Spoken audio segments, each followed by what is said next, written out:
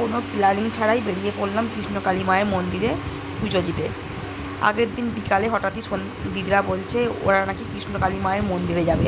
শুনে আমি বললাম যে আমরা তাহলে ওদের সাথে যাব। সেই মতো পরের দিনকে শনিবার ছিল, আমার ওই দিনকে ক্লাস ছিল না, ছুটি ছিল। ভোর 3:30টার সময় ঘুম থেকে উঠে বেরিয়ে পড়লাম।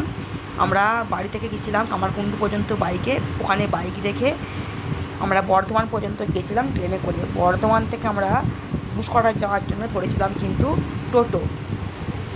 তখন সকাল 9টা বাজে, আমরা ওখানে গিয়ে পৌঁছে গেছিলাম মায়ের মন্দির খোলে সকাল 9:30টার সময়। আমাদের কিন্তু খুব ভালোভাবেই পুজোটা দেওয়া হয়েছিল। ওখানে অনেক রকম ডালা কিনতে পাওয়া যায়, 50 টাকার ডালা, 100 টাকার ডালা।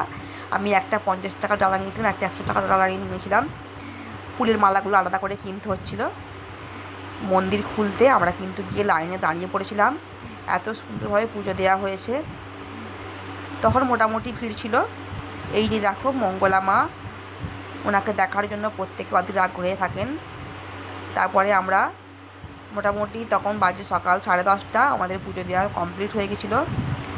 আমরা বাড়ি আস্তে আস্তে প্রায় বিকাল 4টে বেজে গেছিলো। এই যে এতক্ষণ ধরে অপেক্ষা করে রেখেছিলাম, এটা হলো কৃষ্ণকালী মায়ের মূর্তি। আর এইটা হলো কৃষ্ণকালী মায়ের যে নতুন মন্দির হচ্ছে ঘুষকরা কাঁঠালবেড়িয়াতে, সেই মন্দিরটা। কেমন লাগলো অবশ্যই কিন্তু জানাবে কমেন্ট করে আমার এই ভিডিওটি।